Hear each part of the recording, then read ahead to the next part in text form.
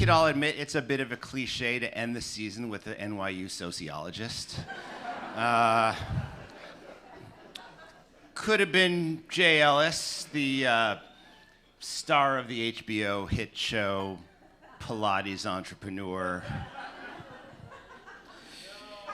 But why would we go in that direction when we have a sociologist around the corner could close the whole fucking year for us?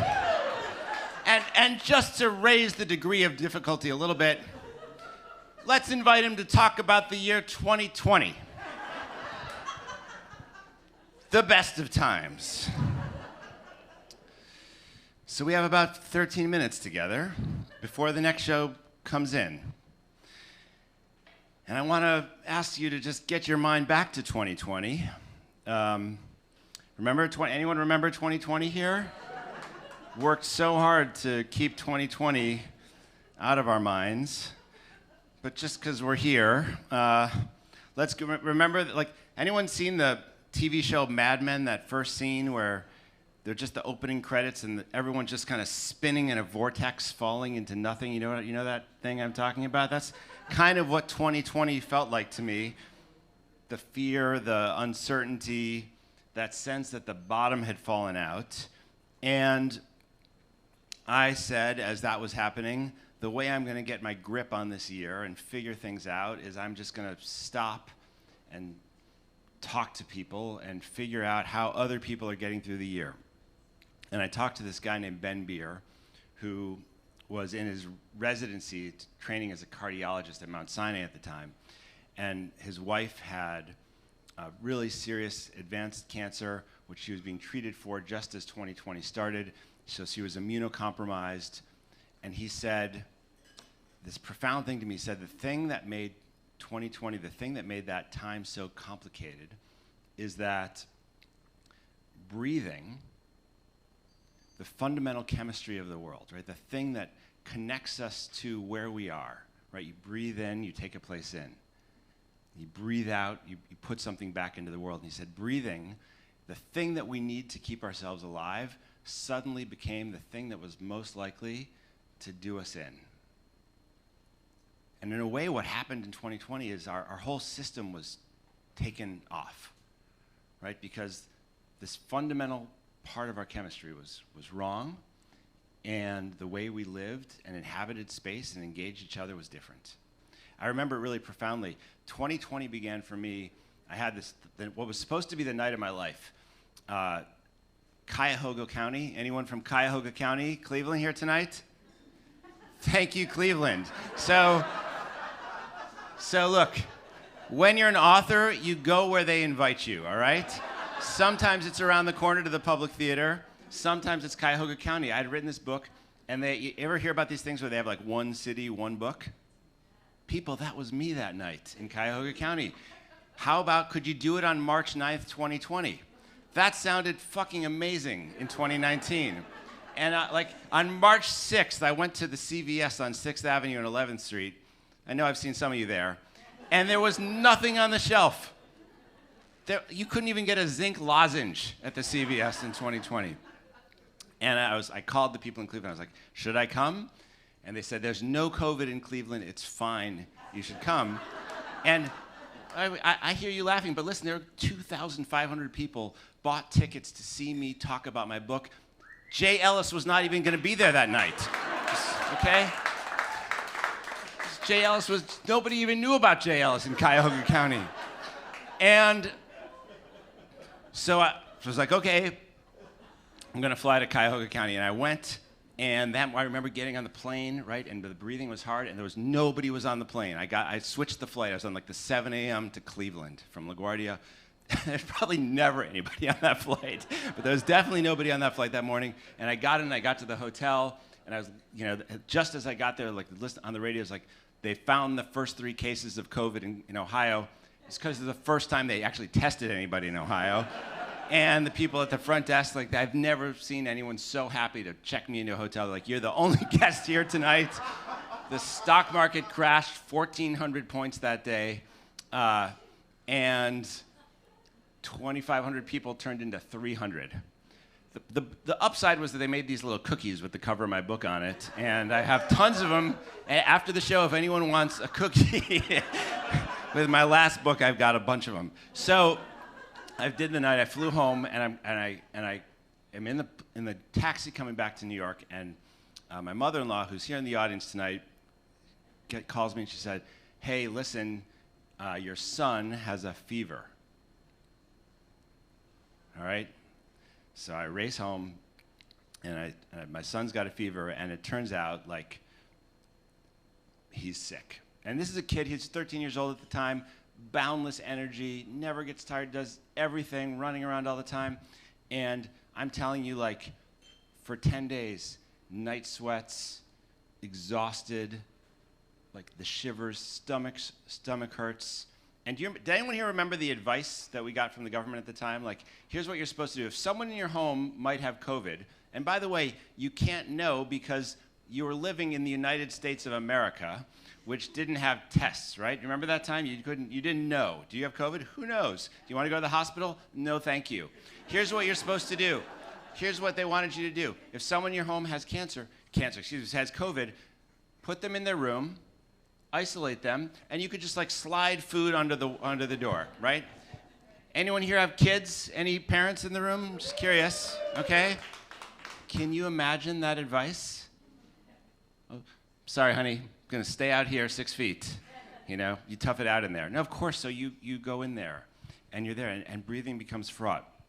And the truth is, I don't know how you're feeling these days, but I hear this expression, long COVID, all the time, as a medical condition, and it's a real thing. You know, long COVID, probably many of you in the room have experienced it. You know, someone in your world has. If it's not you, it's real. But what I came to realize in working on this book and writing and talking to people is long COVID's not just a medical condition, it's also a social disease. And in a weird way, we're still in 2020, right? We still haven't found the exit. If you don't believe me, look at who you're voting for president in November. So the idea that's driven a lot of my career is that crises have a way of revealing things. If you look closely at what happens to a society during a crisis, you can learn who we are, what we value, whose lives matter, right? All sorts of things pop up. Like, anybody remember essential workers? Anyone here remember essential workers? Yeah? You've all been talking about essential workers nonstop since 2020, right? Yes. Right? The fate of the essential workers? No? Nobody? Nobody's talking about essential workers. Can we stop for a second and think about what happened in 2020? Everything was falling apart. The economy collapsed. We didn't know who was going to live and who was going to die. Our schools closed down. We couldn't go to work. Right? We closed bars, restaurants, and everything. We said the government said the only people who should still go to work these days are essential workers. Right? We came up with this new category. There's some people, some work, and some workers are just more important than the rest of us. And we live in New York City. We know who the essential workers are, right? They're the finance guys. They're the lawyers. I was going to say the Knicks, but it ended badly this year. It was a good year for the Knicks. But no, that's not who the essential workers were at all. And we kind of know that. Like, it was like we spoke the open secret. Who are the essential workers in the society? Right? It's the people who are making food, who are serving food, farm workers, people working in poultry plants. Of course, the medical workers and doctors, nurses, custodians, people who maintain our infrastructure, the bus drivers, the clerks, right? It's disproportionately black, disproportionately Latino, low-wage workers. Those are the people we depend on for society to function. And the thing that happened, right? Let's give it up to those people, the essential workers. And we should give it up to them because basically what we did in 2020 is we gave them the finger. What do I mean? To be called essential in America in 2020 was to be deemed expendable. Right? What you'd think at a society that says some people are essential would say, okay, you get the best available health care. You get PPE, right? You get you get a bonus. You get some extra compensation. You get a thank you. What happened in 2020? It's like we walked to the edge of this moral precipice. It felt like there was going to be this breakthrough. Remember, there were these moments when it looked like maybe we're going to have a different society. Anybody have the neoliberalism is dead conversation in 2020? Right? It looked like, no. We got to the edge of the moral precipice, and we were like, nah, forget about it. Let's see if we can get those Biden and Trump people to run against each other again. But not all of us.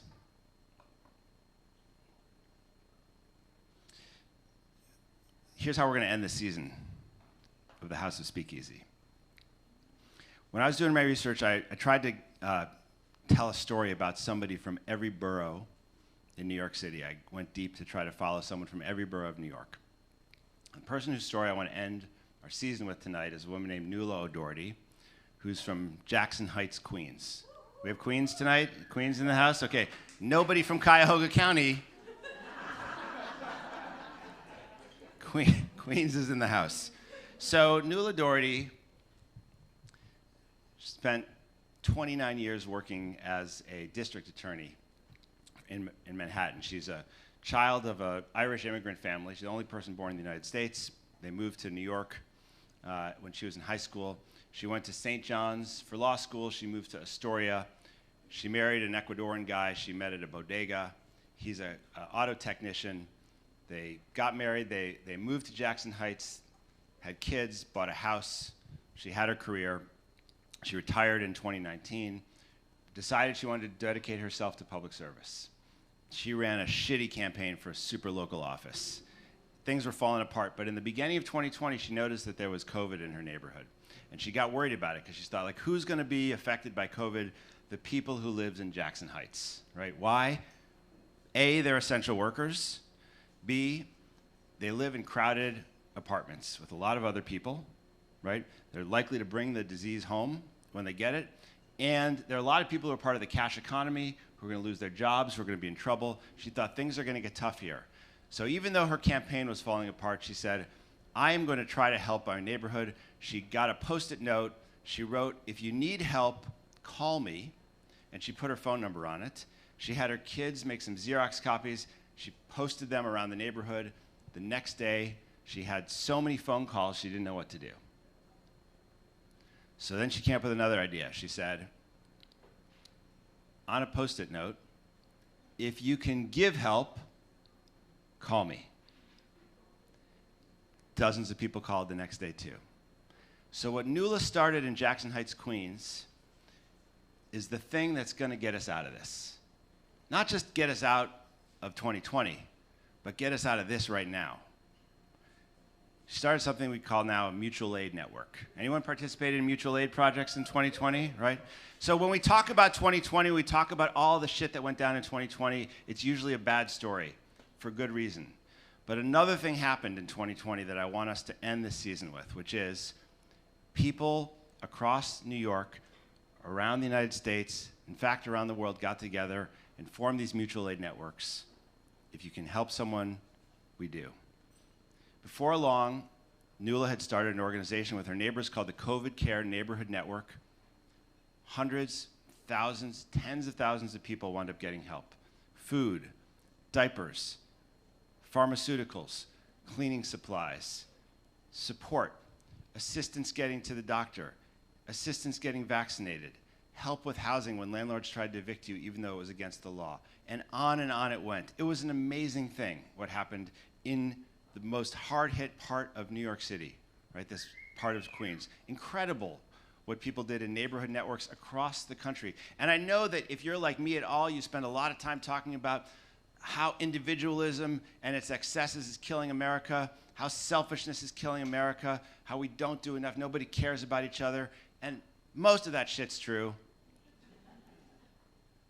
But don't forget there's this other part of this country and this city, which is when we can help each other, we do.